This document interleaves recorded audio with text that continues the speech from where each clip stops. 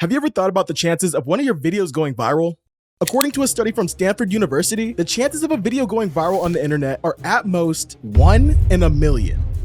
For young basketball players, going viral often means hitting the jackpot. A half-court shot, an ankle-breaking crossover, or a dunk mixtape getting a few million views may change your life. It may even turn you into an internet celebrity. But for every Wiggins and Zion that make it to the league, there are hundreds of hoopers that end up being left behind. Ever wondered what happens to some of these players after you click off of their video? I know I have many times. That's why I want to figure out what happened to some of the biggest viral ballers of all time. Some are balling up in their favorite Marvel costumes, while others are facing up to 3 decades in prison.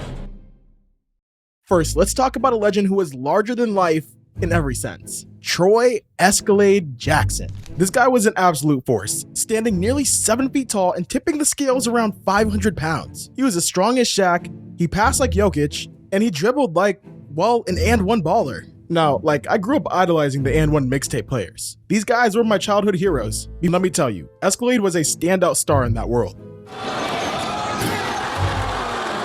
Born in the heart of Queens, New York, Troy had basketball in his blood, especially being the younger brother of NBA legend Mark Jackson. But Escalade didn't just live in his brother's shadow. He carved his own path with a style that defied all norms. Troy spent most of his formative years playing street ball in Rucker Park, the place that once housed names like Wilt Chamberlain, Kareem Abdul-Jabbar, and Dr. J. Once he started being a regular at the Rucker, his buzz spread like wildfire. When you're as big as he was, and you can run up and down the court like he did, then you're bound to turn some heads. Here's what the professor, a guy we may discuss later in the video, had to say about Escalade.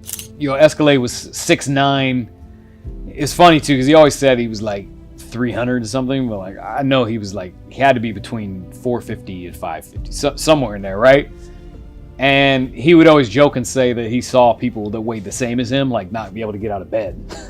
But this dude was really light on his feet, out there on the court. At Louisville, he had to stick to a strict weight management program. Even with limited court time, his impact was undeniable, but it was on the streets where Escalade truly shined. Before joining the And One Tour, he played with the Harlem Globetrotters and the International Basketball Association. In 2005, he was one of the 5 players featured on the cover of Sports Illustrated. That issue featured a huge 10-page write-up of the phenomenon of And One. Mentioning Escalade, the writer explained that the range of body types in And One underscores that every man can play this brand of ball. While his weight and skills made him a fan favorite, it caused some problems. Not a lot of professional players weigh over 350. In the NBA, for example, only 4 players ever weighed more than that. Obesity can lead to a whole slew of problems. Shortness of breath and irregular heartbeat are the most common ones. Studies have shown that for every 5-point increase in your body mass index, the risk of heart failure rises up by 32%. Escalade was a man of big stature and big heart. When Mark Jackson spoke about his brother on Shannon Sharp's podcast, the pride in his voice was unmistakable.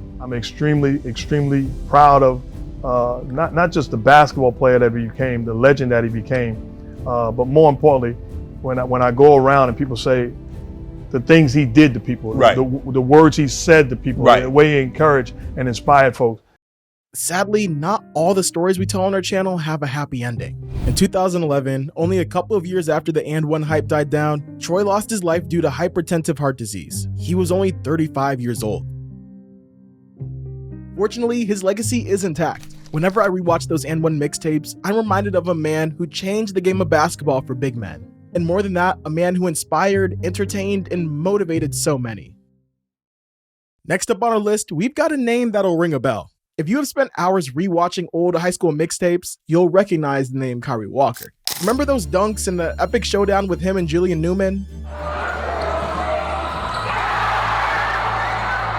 Yeah, they were going crazy. Kyrie's journey from high school sensation to professional baller is nothing short of a roller coaster. It all started at Middle School Hoops TV camp back in 2016. Walker's performance didn't just turn heads, it collected some serious views online. The mixtape exploded onto the scene with over 13 million views on YouTube. But as quickly as the spotlight found him, it seemed to dim, leaving many wondering, where did Kyrie Walker go? Before we can move forward, we actually need to go back a bit.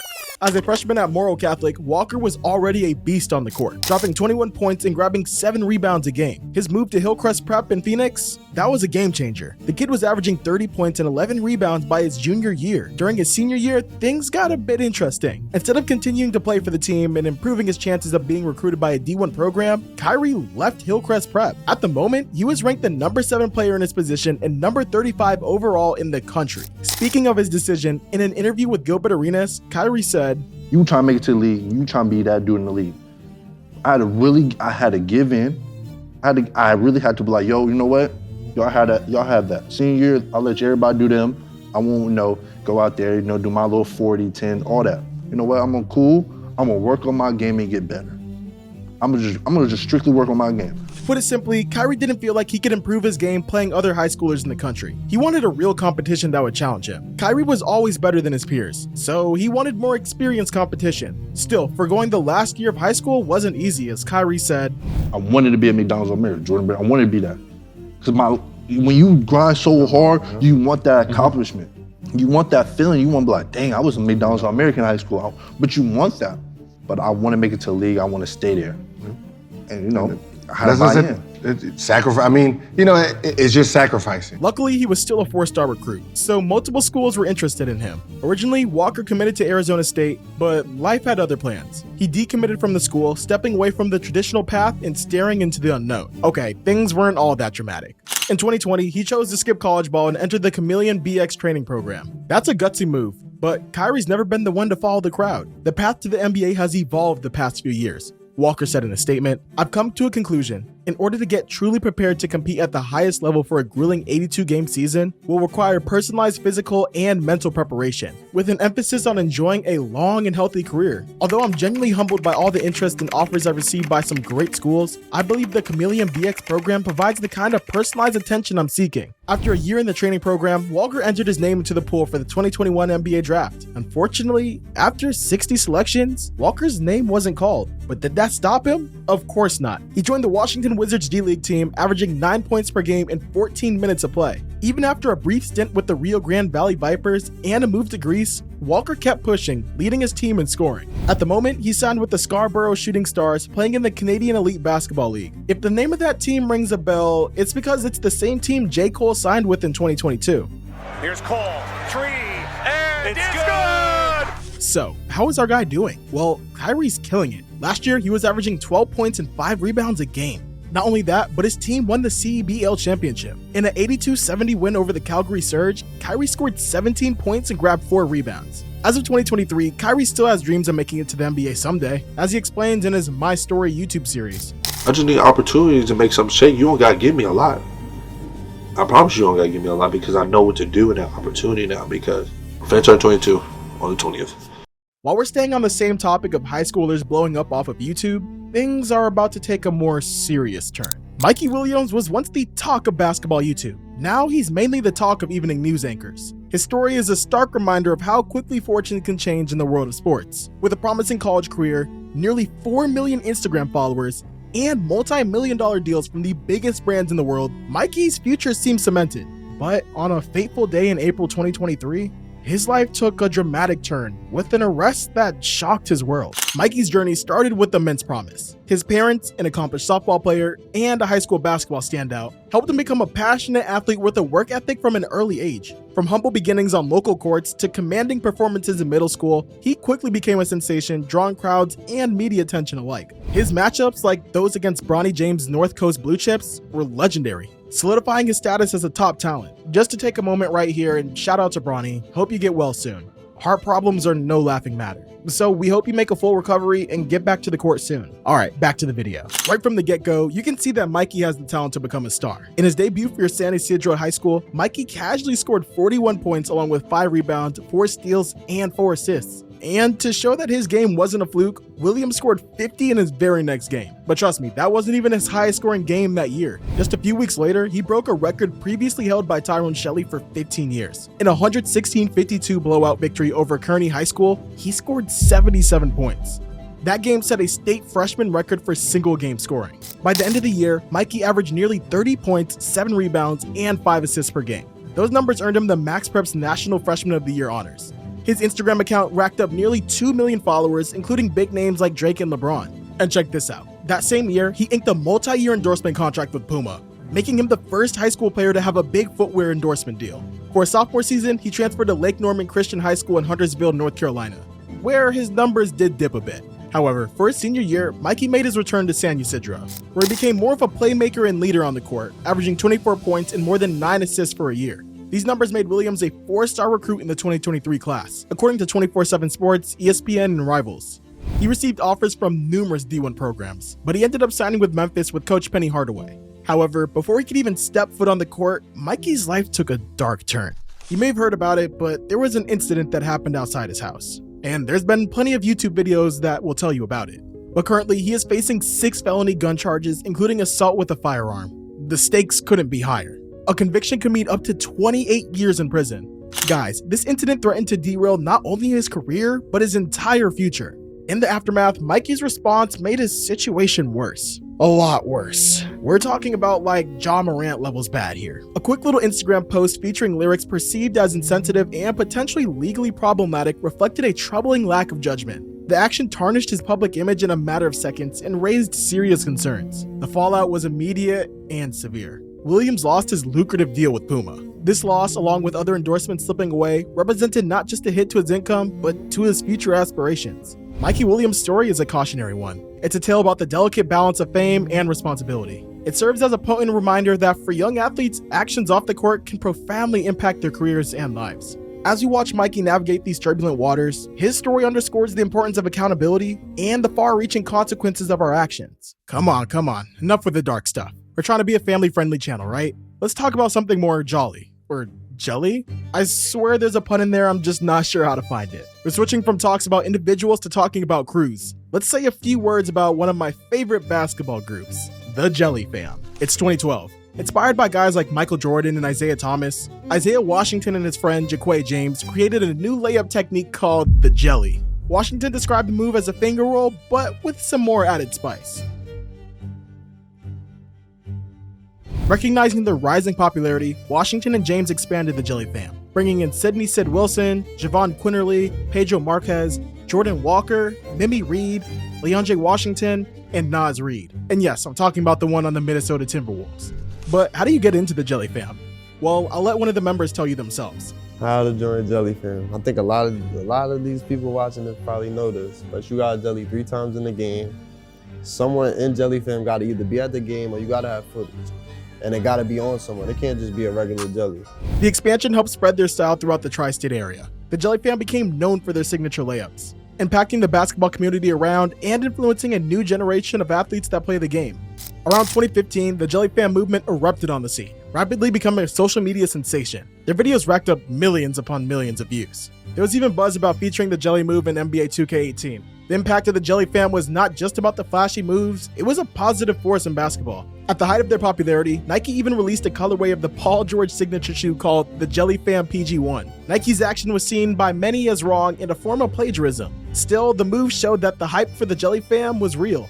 But for this section, we're going to focus on the most popular member of this group, Isaiah Washington. A 6'4" star point guard was the face of Jelly Fam. Growing up in Harlem, he honed his skills at the Dunleavy Milbank Children's Center, laying the foundation for his future success. Washington's high school career at St. Raymond High School for boys in the Bronx was promising to say the least. His impressive 36 performance at the Elite 24 All-American game earned him co-MVP honors. And he concluded his high school journey as St. Raymond's all-time leading scorer. Now a 4-star recruit, Isaiah was also named Mr. Basketball of New York, which is a rare feat for a point guard. He joined the ranks of legends like Stefan Marbury, Kenny Anderson, and Sebastian Telfair, which wink wink, he was in our other video. That year, Washington averaged 26 points and 6 assists, and had his high school career high, dropping a 54-burger. In 2017, 247sports.com ranked him as the 64th best player in the country, which attracted the attention of Richard Pitino, the Minnesota Golden Gophers coach and the son of the coaching legend Rick Pitino. Choosing the University of Minnesota for college, Washington struggled to adjust to the new style of play. However, after a couple games, he started getting his confidence back and recording double digits. He had his freshman high of 26 points in an overtime loss against Michigan. That was the highest scoring performance by a Minnesota freshman since Chris Humphries in 2004. Later that week, he was named the Big Ten Freshman of the Week. Washington finished off his first season averaging 8.7 points and 2.3 assists for the Gophers. However, his sophomore year saw a decrease in playing time, and his points average was down to 4.3, leading to his transfer to Iona to be closer to his ailing grandmother. At Iona, Washington again had trouble adjusting. In the first 8 games, he averaged less than 8 points. However, as he became more accustomed to his teammates, his numbers improved. This season included a notable triple-double against Canisius, averaging 11.4 points, 5.1 rebounds, and 4 assists for the season. After Iona, he transferred to Long Beach State, where he continued to impress with an average of 13.7 points and 4.9 rebounds per game. In 2021, Isaiah declared for the NBA draft. However, in spite of his hopes, Washington went undrafted. Determined to become a professional player, Washington set his sights on teams overseas, signing with an ABA League second division team whose name I won't even try pronouncing. After a short stint in the Balkans, he joined this team's name right here of the Slovak Basketball League. Most recently, on January 8th, 23, he signed with the Skyliners Frankfurt, continuing to showcase his talent on the international stage. In Frankfurt, Washington is averaging around 12.1 points, 3.2 rebounds, and 2.9 assists. We'll see where his basketball journey will take Isaiah Washington next. As for Jelly Fam, their legacy continues to live on, with a team of the same name playing in the 8-team Overtime Elite League. His journey with Jelly Fam has left a small but noticeable mark on the whole world of basketball. And hey, if you guys want a video going over what happened to every member in the Jelly Fam, let me know and I'll get right to it. Tony Farmer's story read like a script from a movie, but not a big Hollywood movie. It's more like a strange indie flick directed by a guy with a strange name. It has silliness, seriousness, and drama. Once celebrated as Ohio's top basketball star, Farmer's journey has a blend of highs and lows. Born in Cleveland, Ohio, he quickly made a name for himself on the court. By age 17, Farmer had an NBA-ready body, and he was known in his state for his athleticism and versatility. A standout player at Garfield Heights High School, he ranked among the top 100 high school players in the United States. During this time, he was actively being recruited by multiple D1 college programs, including some Big Ten schools. However, just before his senior year, Farmer's life took a drastic turn. In August 2012, he was sentenced to 3 years in prison after pleading guilty to several charges stemming from an incident involving his girlfriend. Farmer pleaded guilty to charges of kidnapping, felonious assault, and robbery, and the judge sentenced him to 3 years of prison. Farmer, wearing an orange prisoner jumpsuit, was being filmed while the judge read the sentence. When he heard his sentence, Farmer collapsed. The shock and disbelief on Farmer's face during his sentencing hearing became the source of the now famous "bruh, bruh, bruh." You've probably heard it a million times, and heck, I've probably used it in some of my previous videos. Released from prison in June 2015, Farmer had to start from scratch. His offers from D1 schools have completely disappeared, and he isn't ready to start playing serious basketball. But he didn't let his basketball dreams die. Luckily, there were schools ready to have him on their squad. Joining Lee College in Texas, he showed that his talent on the court remained undiminished, averaging impressive stats over 2 seasons. Despite going undrafted in the 2017 NBA draft, Farmer continued his basketball journey overseas. He's shown in the Qatari Basketball League in 2019, averaging 20 points and 10 rebounds. However, his off-court troubles persisted. During the pandemic-induced basketball hiatus, Farmer faced domestic abuse charges in Louisiana. In an interview with Unspoken Truth, Farmer reflected on his past and public perception. He spoke about the impact of social media on his life and the challenges of correcting misconceptions in the public eye. Farmer said, "Due to my past, people are going to believe what they believe. If I could rewind time and do things differently, I would." Even though the situation looks bad, Farmer was determined to push on. "I've been through too much stuff. I've been redeeming myself. I just started back playing basketball. I would never put myself back in that situation again." Farmer's career, however, saw an upward trajectory in the following years. Playing in Bolivia and Argentina, he led his Bolivian team to the league finals and showed out in Argentina. He rejoined the Mexican team, earning all-star honors. This year, Farmer's career reached a new peak. Playing for Leones de Riobamba in the Ecuadorian League, he was instrumental in winning a crucial game in Game 7 of the finals. His playoff performance, including a staggering 42-point and 18-rebound game, earned him MVP honors. Let's take a moment to appreciate what this guy did.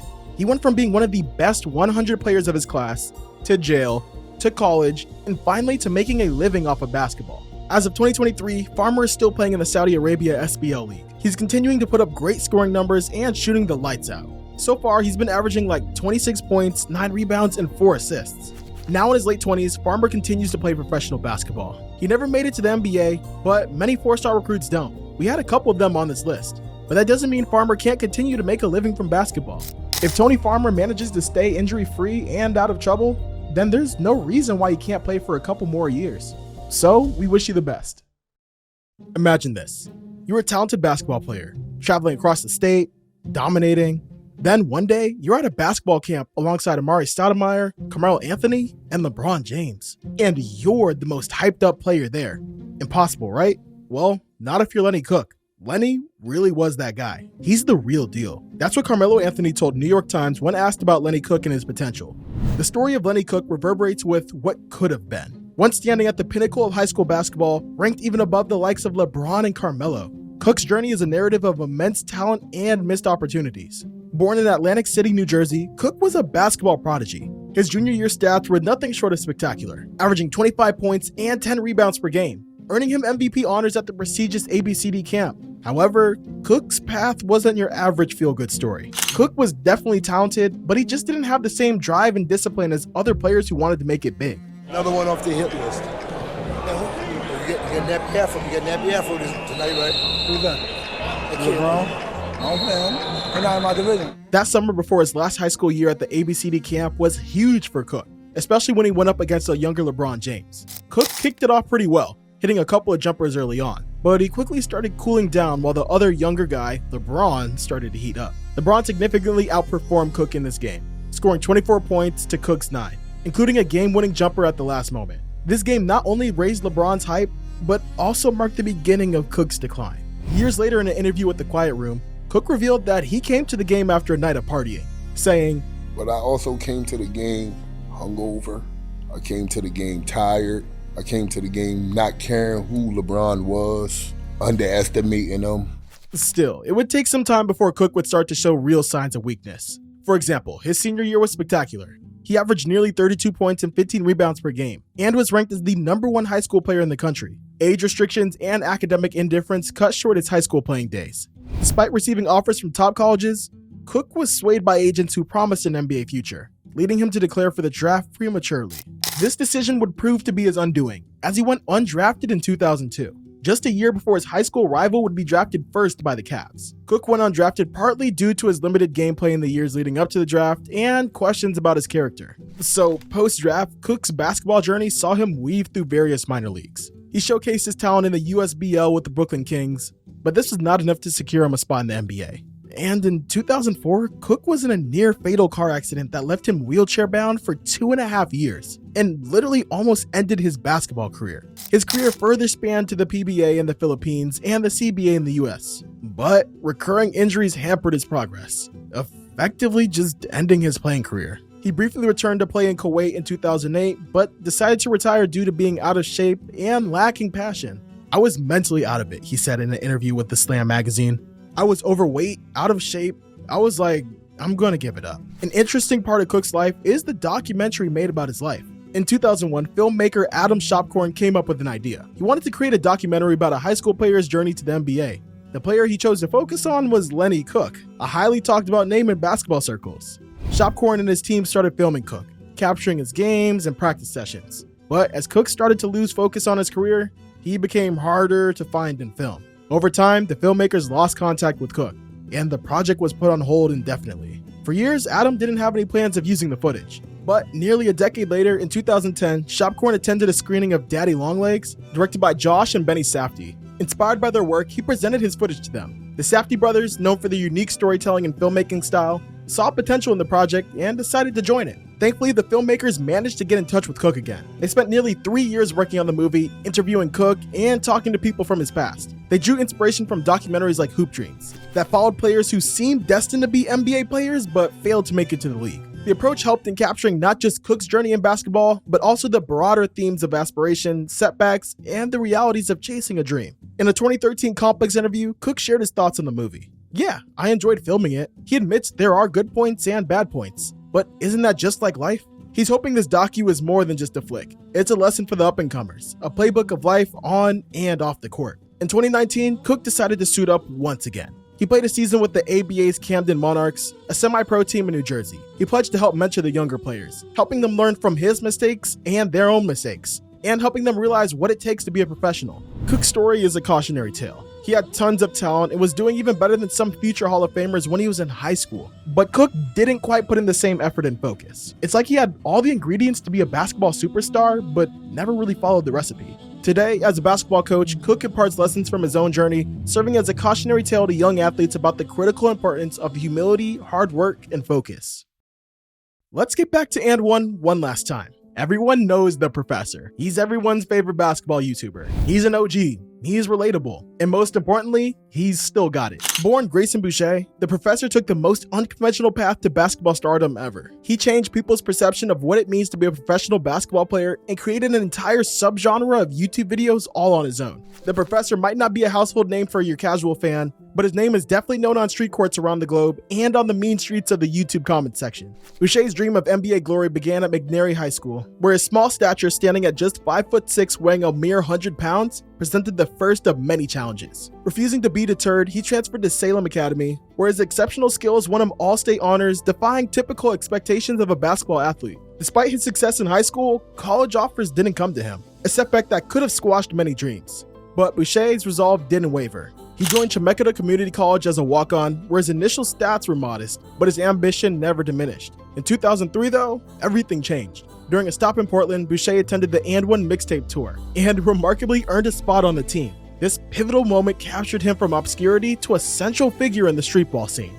I had a battle with hot sauce midway through the summer of 2003, and that's when I realized this was my calling, the professor revealed in a Bleacher Report interview. His moniker, The Professor, was a nod to his impressive basketball IQ and handling skills, quickly making him a fan favorite. Despite his rising fame in streetball, the professor still wanted to be a serious basketball player. He played for the semi-professional Salem Stampede and the Atlanta Crunk of the Continental Basketball Association. And after that, he went back to streetball. So, why did the professor never play in the NBA? It seems like that's always the question everyone has on their mind. Well, according to a post he wrote on Facebook, it came down to 3 things. Number 1, lack of credentials. I never had the resume for the NBA. So in order to play in the NBA without Division I NCAA college basketball on your resume or without Division I overseas basketball on your resume, it's gonna be like dang near impossible. So I gave up my college eligibility as soon as I signed to play for money.